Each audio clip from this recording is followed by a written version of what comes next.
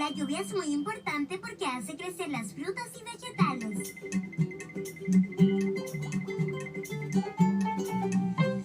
Hola, Jim.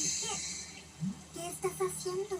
Me pondré bajo esta nube para que llueva sobre mí.